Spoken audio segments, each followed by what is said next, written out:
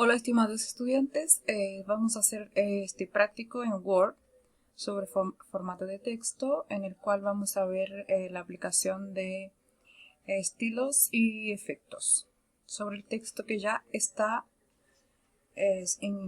inserto en el documento.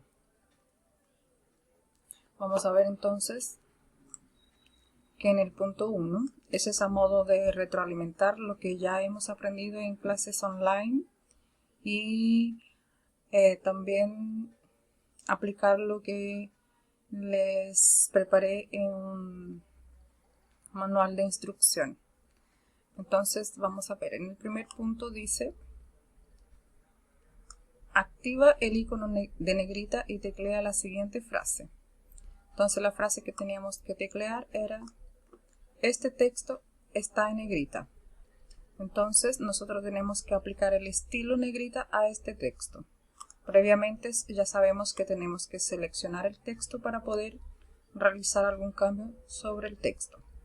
Lo seleccionamos y los estilos y efectos están en lo que es la pestaña Inicio y en el grupo de comandos Fuente.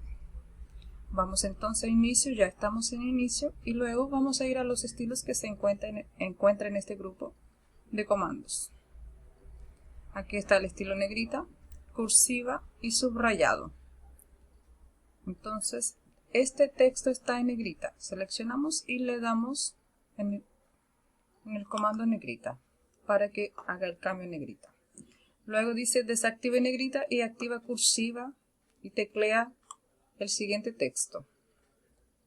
En caso que tuviéramos la actividad impresa sin estar inserta en el documento, tendríamos que desactivar el negrita previamente, porque cuando nosotros aplicamos un formato y luego seguimos a la siguiente línea, vamos a dar un enter, si pueden observar, el estilo aún queda activado, y si empezamos a escribir, el texto va a escribir con el formato que ya viene anteriormente puesto en el texto anterior. Entonces ahora vamos a seleccionar este texto y lo vamos a dejar con estilo cursiva.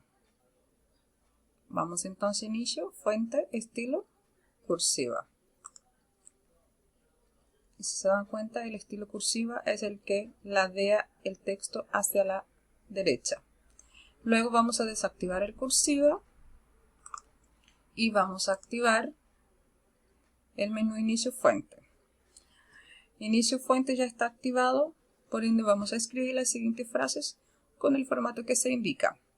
Este texto está subrayado. Entonces, veamos si el subrayado está acá. Le damos un clic y vamos a subrayar. Luego el siguiente texto está en tachado. Si está aquí visible, veamos en subrayados. Está acá al lado. Este es tachado, este icono. Luego dice: este texto está en doble tachado. El doble tachado, no está visible acá. Tenemos que ir a los comandos ocultos de fuente que se encuentran en este icono. Vamos a hacer un acercamiento para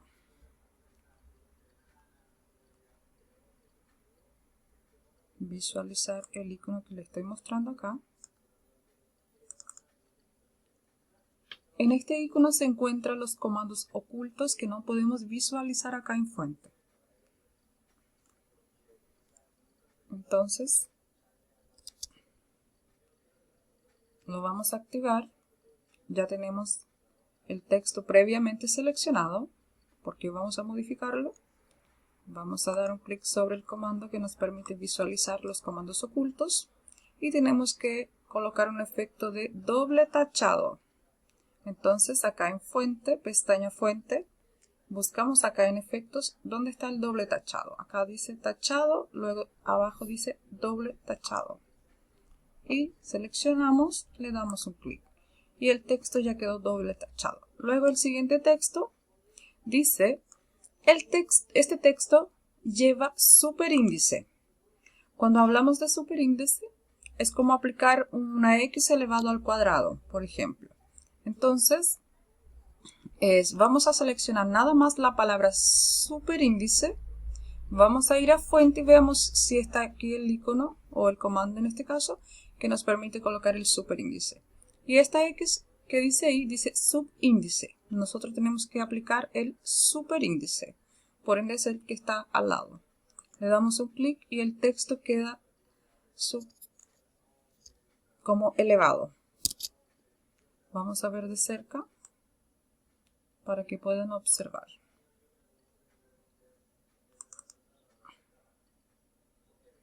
Este texto lleva superíndice y seleccionamos la palabra superíndice para hacer una demostración de cómo se aplica el superíndice. Luego el siguiente texto lleva subíndice.